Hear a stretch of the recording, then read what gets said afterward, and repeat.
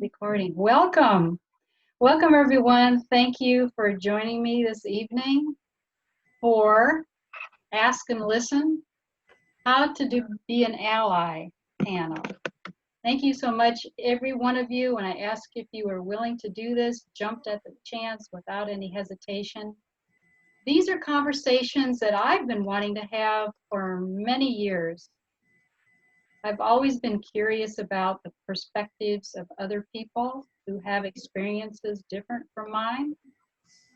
I've worked with Black individuals, and I've always wondered, can I recognize the fact that they have a different color skin than I do? Can I say something about that? Can I ask them, how do you feel about this particular situation that's going on in the news?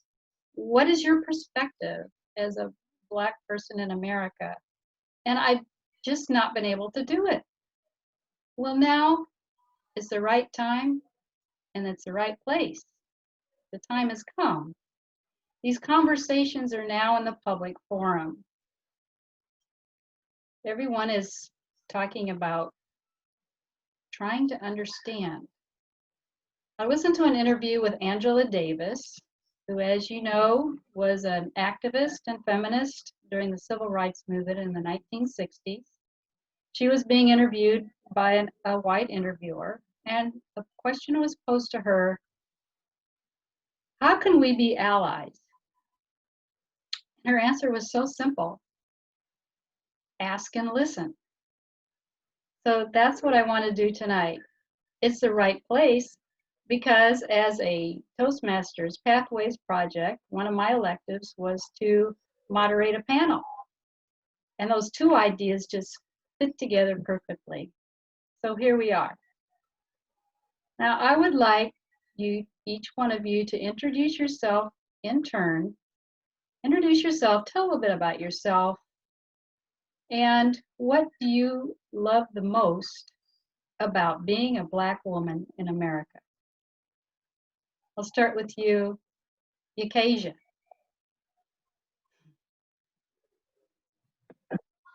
Hello.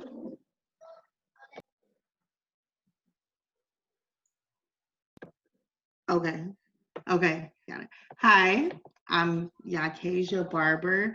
The thing I love most about being a Black woman in America, I would have to say, is the creativity. Black women in America are exceedingly creative, and that goes in on all levels, all aspects of life. One thing, because of my particular area of study and the type of programs that I work with, are the economically disadvantaged and communities. And it's so interesting when anyone gets on the topic of money, because in a Black community, we don't perceive money in the same way. It's like, yes, on paper, it may be like, oh, well, you don't have as much as someone else.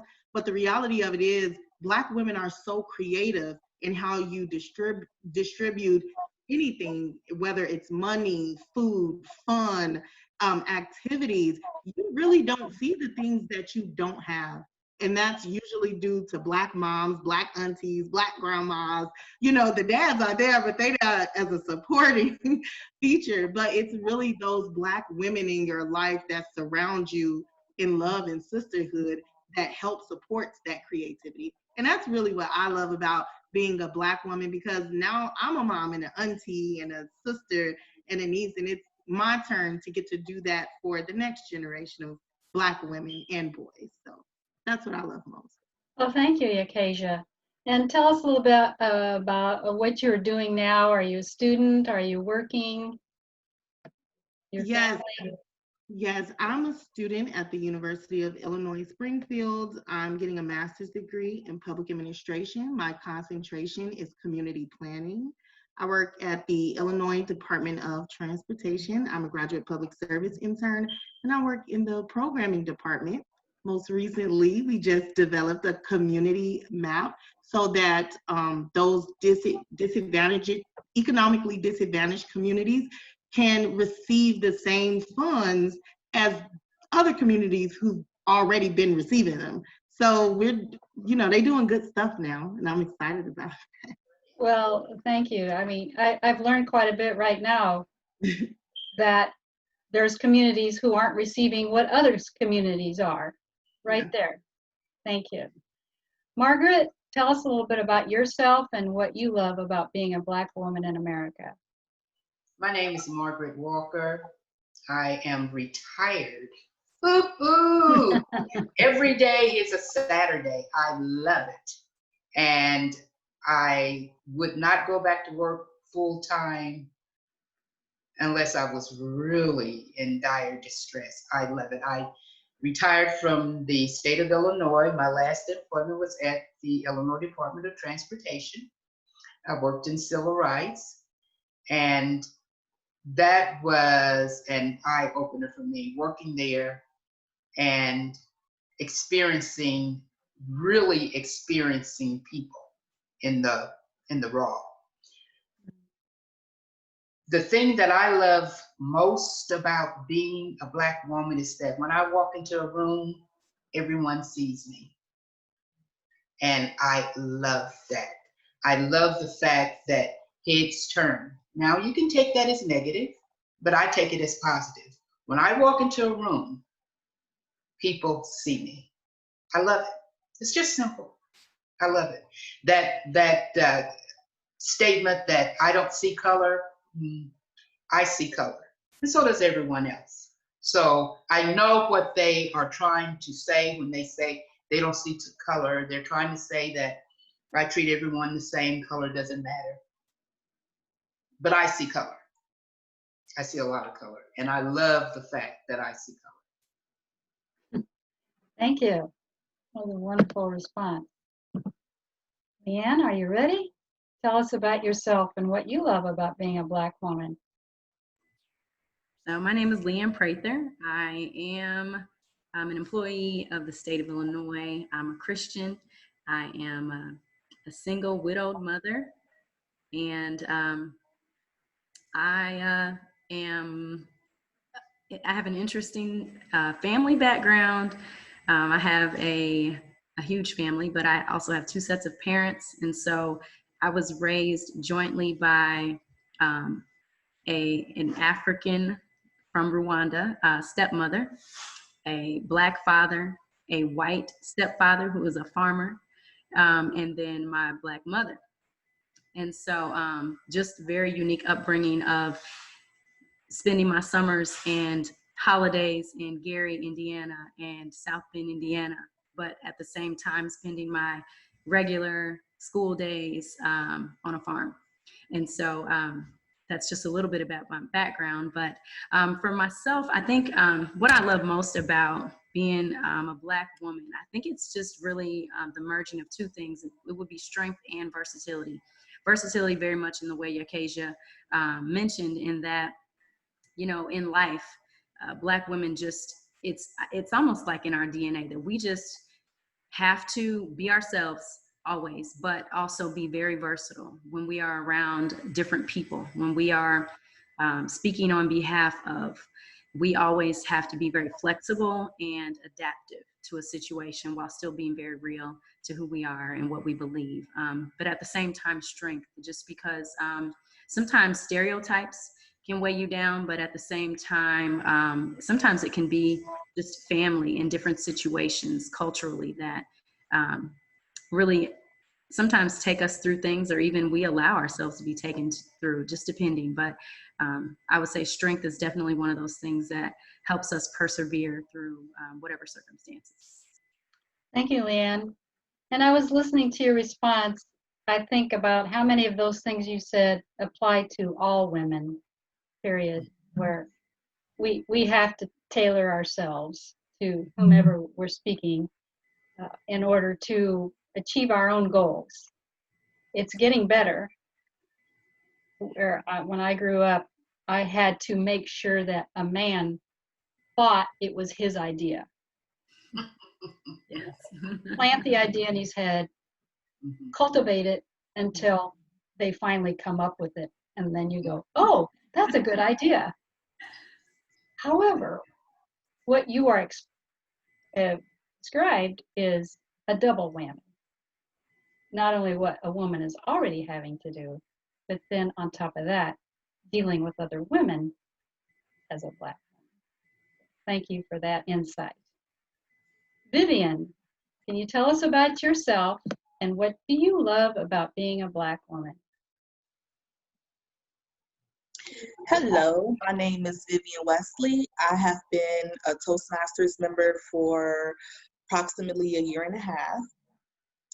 I just graduated from University of Illinois Springfield this past summer. I received my master's degree in education, and a couple months ago, I started a job at University of Illinois at Springfield. What I love most about being a Black woman in America is the wow factor. Traditionally and historically, Black women have faced a lot of systemic and institutionalized hurdles. And when we speak to people, people are often wow or amazed at the fact that we were able to overcome those hurdles and be successful in our families, in our careers, and whatever field of academia we are in. And that's what I love most, telling people about my life, where I started, where I am now, and hearing them say, wow, how did you do that? Well, thank you. I love that you said systemic hurdles and institutionalized hurdles, because I was expecting you to say, of course, racism. And when we say that term so much, it loses its meaning, which I think you may realize. The fact that you stated what it is, which is a hurdle, I love that, and I'm going to remember that and use it. Now, my next question for everyone, and you can raise your hand if you like, if you're ready to speak on it. We've covered the positives, but when is the last time you feel like you were treated differently or unfairly because of your skin color, because of your appearance?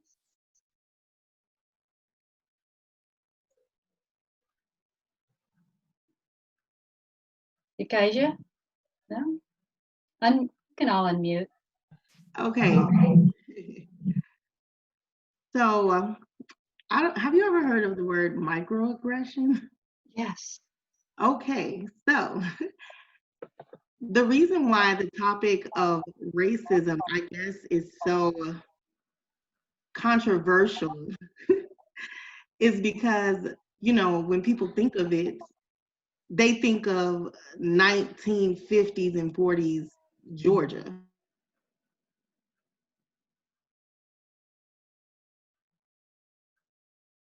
Oh, you froze up a little.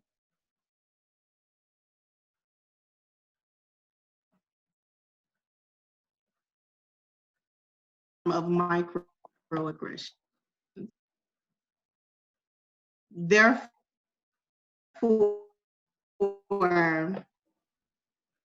no one person before you. What they'll do is they'll disagree or view on that particular topic. And to be honest, I'm sorry, is Kathy still here? Okay. And to be honest, I kind of disagree with the last statement when you said, I'm glad you didn't use institutional racism. Me and Vivian are best friends, but we attack a situation very differently. I'm not surprised Vivian used that word. I'm glad she did use that word because now I get to redirect. As a matter of fact, I would absolutely call it institutionalized racism. And every time I see it, whether I'm in a classroom, whether I'm with my children, I call it what it is. Because I think sometimes that's the problem. People want to downplay your experience by using a watered down term. And I think that's how history inadvertently becomes whitewashed. Because now you want to use a term that's more sensitive to, quite frankly, the oppressor. I don't want to be more sensitive to you. It's the reason why people are still, quite frankly, being murdered by government sanctioned employees. That's part of the problem because when you use those terms, you want to, oh, well, I don't want to be as offensive. Well, I am who I am. There's no being less offensive. It is what it is. It's institutional racism. It's not an institutional hurdle. You know how I know it's an institutional hurdle? Because there are people who go through the exact same situations that I go through, and they are not faced with those exact same challenges. And it's because I am a dark-skinned African-American woman.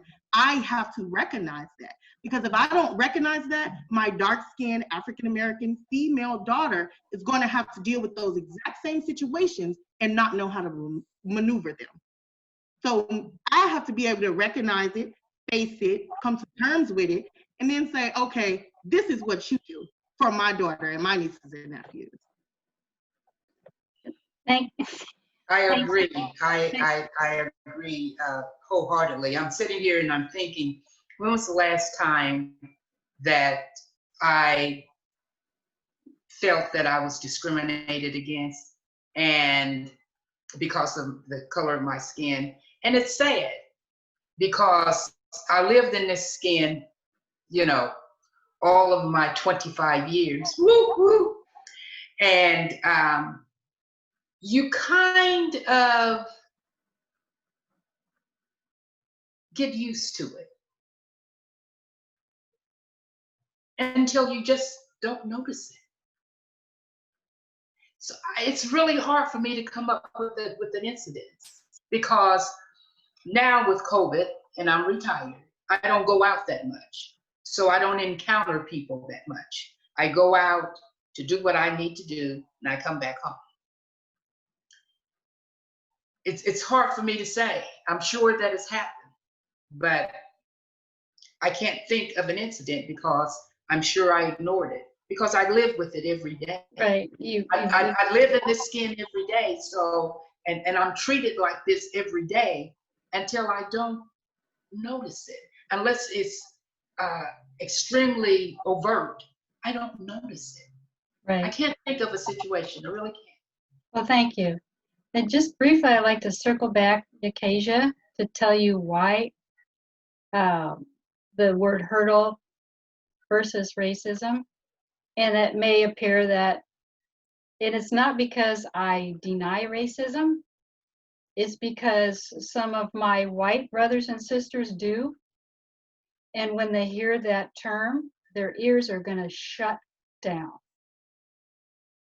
So if you have an alternative word to use, their ears might stay open for a little bit longer. I didn't explain why I said that. So, Leanne, can you tell us a little bit about, if not recently, perhaps a work experience, something in the store, something going on, something that's happened that you feel like you were treated differently or unfairly? I have so many, Kathy. I will mention three actually. The first would be when I first lost my husband. My husband passed away, and I had a 2-year-old and an 11-month-old who had never really had to be in the grocery store before.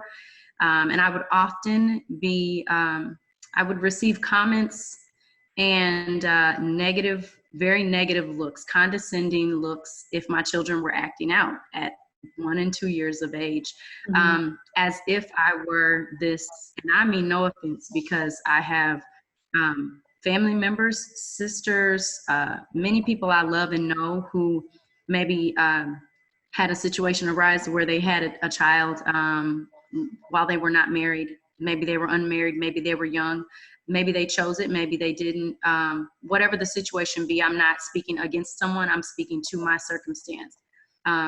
Because it could have been me. Let's just be honest, it could have been me. But in my situation, I was married, I had children in the confines of that marriage. My husband passed away, I had 2 young children. I would go into the grocery store having a very difficult time. And I would get condescending looks and comments that were negative, as if I was this young, stereotypical Black girl, because I looked very young. I could, at times, depending on what I'm wearing, pass for a teenager. And so I would get these looks, and it would bother me initially. And then I had to realize that I maybe had an issue.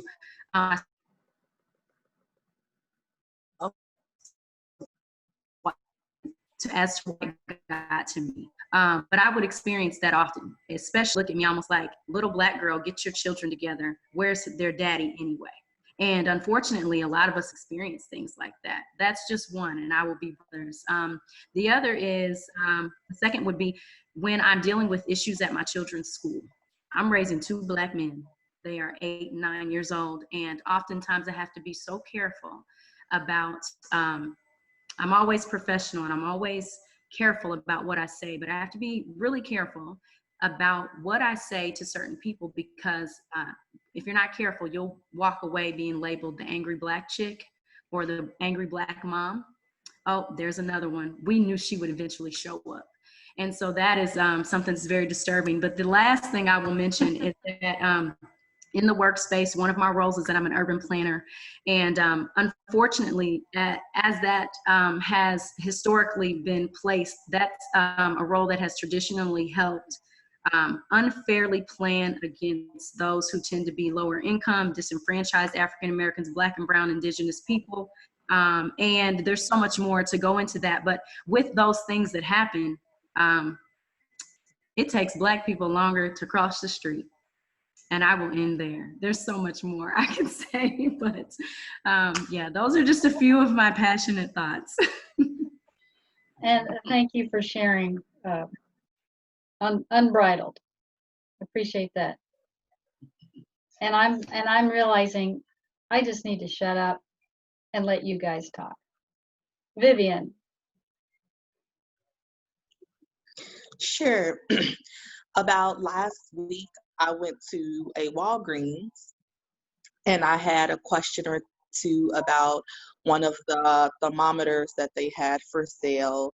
And I went to the pharmacy to ask one of the workers about the thermometer, and I was explaining my question, my situation to her. And as I was talking, mid-sentence, she just walked away. And then her boss, the pharmacy manager, walked over. And I was like, wow, like I was just talking, like you walked away, like as I was saying my thought. And then the pharmacy manager was, oh, well, it's because she's not supposed to help you because our federal regulation says this and it says that and it says A, B, and C.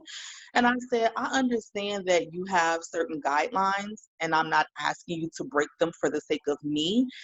I said, but the courtesy just wasn't there. If you cannot help me, if you're not prohibited, if you're not allowed to help me, if it's prohibited, then you need to say that. You need to address that. Nowhere in the world on your job, even in your personal life, it's extremely rude to walk away from people, but especially on your job, getting paid. And I had to follow through. I called the 1-800, I called corporate. Then corporate forwarded my complaint to the store manager, and she called me and we had a nice chat.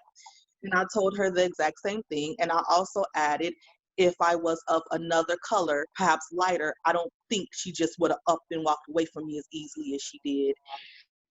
Sometimes in life, we experience these things that happen and they are very subtle, very covert, but they're there and you feel it, and your mind can't help but wonder, if I was another color, would you have been so curt and rude to me, or would you would have taken the time to explain things to me because I'm a human like everyone else? So that was the last time I've had an encounter revolving my Black skin.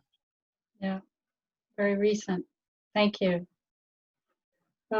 Recently at Black Lives Matter protests, there have been moms, dads getting in a line to protect, positioning themselves in between the Black protesters and the police. And sometimes this has been resented. The white savior. Does anybody want to speak to that? Do you have any opinions about that situation? What do you mean, the white savior? There was a resentment that the white individual. Who was resented? Who was resented? Who resented? Well, and this were just comments that I saw on Facebook. So I don't know. Oh, okay. So you don't know You don't know their. I don't know who said that. You don't know if they were white or black or Black. Yes. Hispanic. Yeah. They were black. Yeah. Actually, I do remember. These were black people making comments. Yeah, it was a young black man. I do remember now, who I know by association. Mm-hmm. Still angry, I believe that. Mm-hmm. Perhaps angry that it was needed. Yakaja? Okay, so being an ally is kind of a double-edged sword, but you didn't have this part on the recording. It would have been good if you did, but you said something that was, oh, I'm sorry. Can you hear me? Yeah, it was cutting out a little bit. Okay, I'm sorry. You said something that was really good while we were waiting for everybody to come in. And you said being an ally is about asking and listening. Recently, UIS had a Black Lives Matter rally, and everybody just kind of talked and gave their experience. And I discussed being an ally, and I said the exact same thing you said. It's asking and it's listening. In regard to that situation, it has been like literally historically documented how African Americans, we can beg for resources, like literally beg you, knocking down the door, we need this. But then as soon as you get a white woman to come in, like, oh, here you go.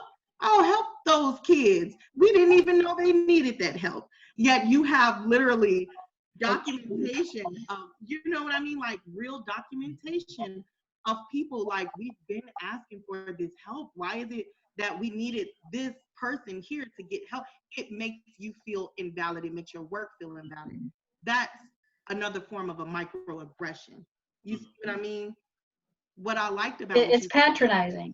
Exactly. But what I liked about what you said, ask and listen, it can be hard for people, especially when you're passionate, when you're in the heat of the moment. It can be difficult for people to be like, hey, let's, would it be okay if we used our privilege to guard you from the police? Because essentially that's what they were doing.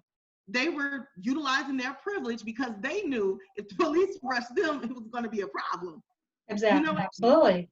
If the police rushed them, it was going to be a problem. But that's a hard conversation to have. And I don't know the young man who was making that comment, but not everyone has the same intellectual experiences or the educational experience. I understand that because my mom is a psychology major and she talk about things like that. You know what I mean?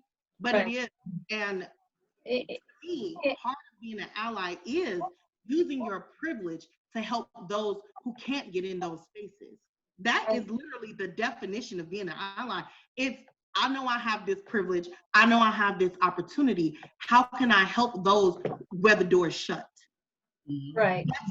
Would you say, let's form this chain of white people and stand in front of these black protesters because we know they're not going to boost those through us. Maybe he just didn't understand that. Personally, I'm not offended by that statement, but I can understand how someone else would be because there is a negative history associated with that. Right. Deciding what others need rather than asking. Yes. I saw that reference recently about teachers who are trying to teach both online and in the classroom at the same time. And there was all these opinions about how to make it work. And someone just said, ask the teachers what they need. It's like, duh. Nobody thought of that. So is that what you want to tell me? I mean, is there anything you want to tell me on how to be an ally and to tell everyone else who is listening?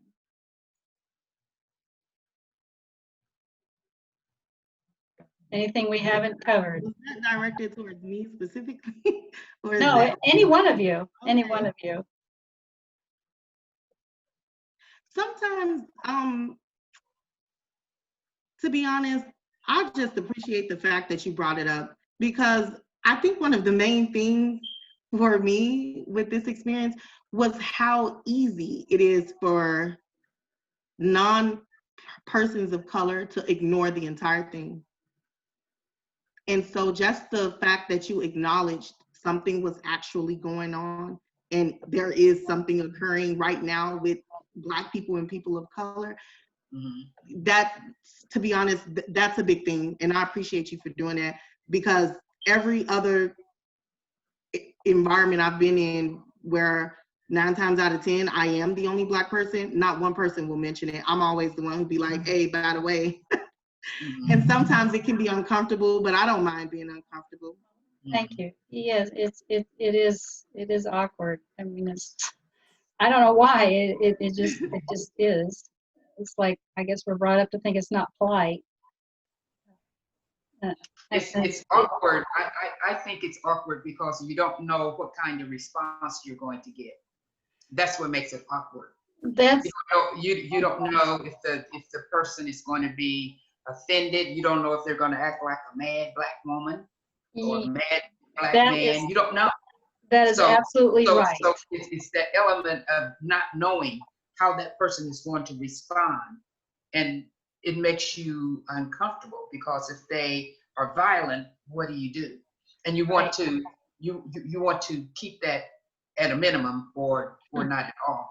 But I think anytime you approach anybody, and this is just human nature, anytime you approach anybody with respect and compassion, you're going to get that in return.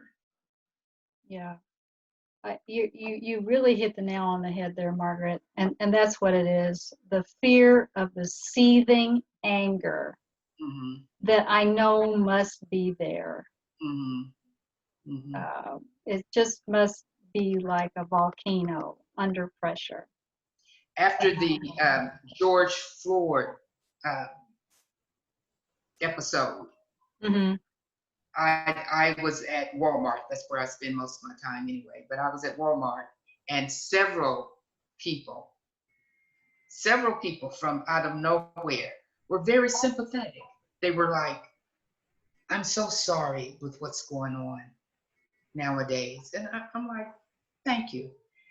Several, nice. Not one, not two, several people just came from nowhere and said, I'm so sorry. Wow. I'm so sorry with what's going on. And I said, thank you. I'm sorry too. I'm sorry. It is what it is. But I think that people tend to think with what's going on with Blacks and whites and Blacks, that all Black people are angry, all Black people are out to get you, all white people will kill you, all white people will dislike you, all white people are racist, and that's just not the case.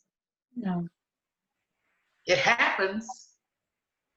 It's a reality, but it's not all white people, and it's not all Black people. It's not. Yeah.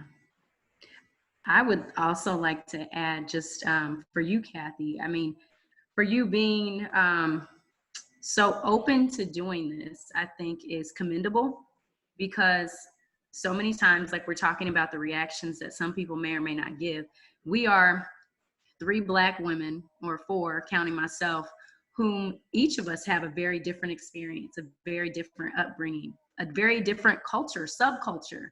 And so even having all of us speak to you today and answer questions, you're still going to get a very different opinion, while we do share some of the same experiences. But what I want to say to you is, relieve yourself of the pressure of trying to phrase things exactly right. Relieve yourself of the unrealistic pressure of always getting it right. You're not going to, because you're stepping out in an arena where most people are not brave enough to. And so just, be okay with maybe totally screwing something up, saying something completely offensive, and just apologizing. And I'm not saying that people are going to give you the best reaction, or that people will give you grace, or that you will ever be forgiven for it. However, I know that, even just for me personally, I can speak like from the platform of being a believer, a follower of Christ. When I get up and speak, or I'm leading worship, or I'm just sharing my faith with someone, sharing my life and what's real to me, I'm not always going to say everything right. But that's just life, you know. We're just not always going to get it right, and that's part of the grace that we're so gifted with if we receive it. But also, just for you, I commend you for doing this. It's a great platform, and just free yourself of that. What to me would be bondage of just trying to hit the nail on the head every time. So, kudos, Leanne. Absolutely, absolutely. Thank you. It won't happen. I have a friend that has a son, African American woman with an African American son, that married a European woman, and they had a child. And for Halloween, the first year, she dressed the child in a monkey costume. The dad went completely bonkers. He went completely bonkers. When my friend was telling me about this, about how she dressed her child in a monkey costume and how her son just completely lost it, I said, she doesn't know. She just doesn't know. No. She doesn't know. She knows now, but she doesn't know. She saw nothing wrong with it. Right. She saw nothing wrong with this so cute little monkey costume, and she was going to put it on her baby. She doesn't get it. That's where there's two things you have to do. You have to recognize that someone has a good heart. They don't mean any harm. And the second thing is to educate. Educate, absolutely. Absolutely. Well, I'd like to thank you all for joining us on this panel.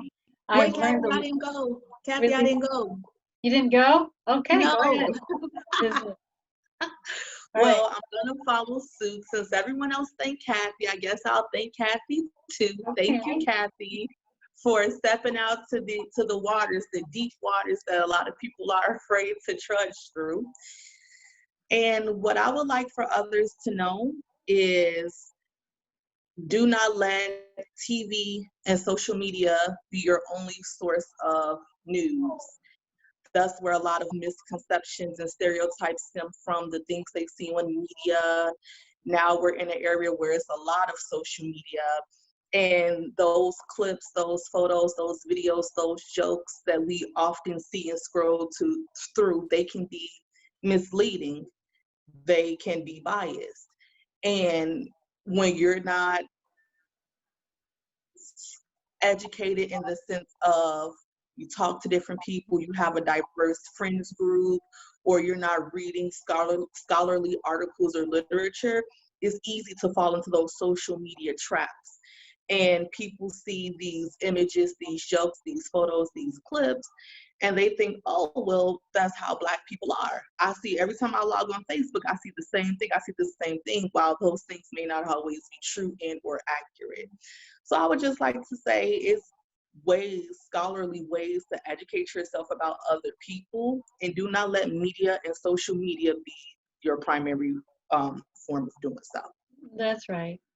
You get to know the person that's right in front of you, really. And that's what we've done today, is to get to know each of you a little bit better. And I really appreciated it. And perhaps there's somewhere we can go with this to continue, if you have some ideas to broaden it so these conversations can be had. Yeah, I enjoyed it. Thank you very much.